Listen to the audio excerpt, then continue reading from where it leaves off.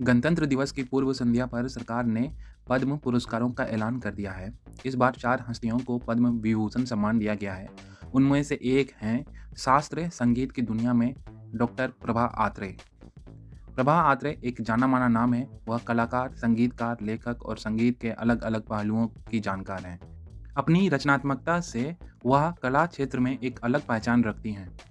वह हिंदुस्तानी शास्त्रीय परंपरा की शीर्ष गायिकाओं में से एक हैं। उन्होंने वैश्विक स्तर पर भारतीय शास्त्रीय संगीत को लोकप्रिय बनाने में अहम भूमिका निभाई है।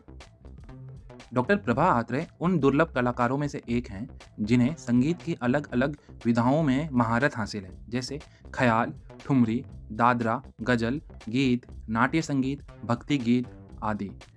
पुणे में जन्मी प्रभा आत्रे की रुचि बचपन से ही संगीत में थी।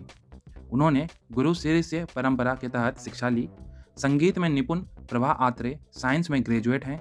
साथ ही साथ उन्होंने लॉ की शिक्षा भी ली है। वह गंधर्व विद्यालय से संगीत अलंकार हैं। साथ ही उनके पास संगीत डॉक्टरेट की डिग्री भी है। उन्होंने लंदन के ट्रिनिटी कॉलेज से वेस्टर्न म्यूजिक की भी शिक्षा ली है।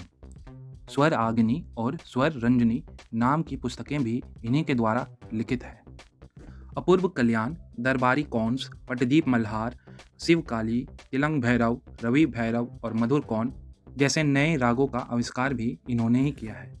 प्रभा आत्रे भारतीय शास्त्रीय संगीत के विषय पर संगीत पढ़ाती रही हैं, व्याख्यान प्रदर्शन करती रही हैं और लिखती भी रही हैं। विदेशों में कई यूनिवर्सिटीज़ में वे विजिटिंग प्रोफेसर रही हैं।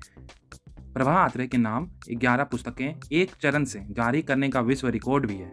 संगीत जगत में के जाने माने पुरस्कारों के साथ साथ भारतीय सरकार ने उन्हें 1990 में पद्मश्री और 2002 में पद्म भूषण से सम्मानित किया था। प्रभा आत्रे का जन्म 13 सितंबर 1932 को पुणे में हुआ था। वे आज के वक्त 89 वर्ष की हैं। उन्होंने अपने एक इंटरव्यू में कहा, मैं विज्ञान के बाद कानून की पढ़ाई कर रही थी और इत्तेफाक से संगीत की ओर रुझान हुआ। मैंने कभी अपने सपने में भी नहीं सोचा था कि शास्त्रीय गायिका बनूंगी। यह ईश्वर की इच्छा ही थी कि लोगों को मेरा गाना पसंद आने लगा और कमाई भी होने लगी। तो मैंने सोचा कि यही क्यों नहीं। अपने अगले प्रश्न जो बचपन और संगीत से जुड़ा था, उस पर उन्होंने ठहर कर उत्तर देते हुए कहा, मेरी माँ की तबीयत ठीक नहीं रहती थी और उस समय एक गुरुजी उन्हें हारमोनियम सिखाने आते थे और मैं वहीं उनके पास बैठती थी। वहीं से रुचि जागी और मैंने गायन की शुरुआत की। भारत में शास्त्रीय संगीत को लोकप्रिय बनाने का उनका सपना है और उनका मानना है कि इसके लिए सभी को मिलकर काम करना होगा। सरकार, श्रोता, कलाकार सभी को मिलकर प्रयास करने होंगे। फिर उन्होंने भारतीय शास्त्रीय संगीत के भविष्य के बारे में कहा कि शास्त्रीय संगीत को लोकप्रिय बनाना है तो इसे हमें अपनी शिक्षा में अनिवार्य करना होगा, जो अभी नहीं है। इसके साथ साथ शिक्षा व्यवस्था में बदलाव करने की भी ज़रूरत है।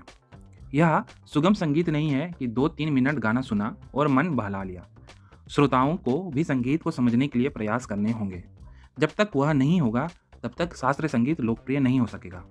अब यह हम लोग का कर्तव्य है कि हम विश्वविख्यात गायिका प्रभा आत्रे जी की बातों का अनुसरण करें और शास्त्रीय संगीत को सुने और बढ़ावा दें, क्योंकि उन्हें शास्त्रीय संगीत से इतना प्रेम है कि वो अपनी अंतिम सांस तक शास्त्रीय संगीत गाना चाहती हैं।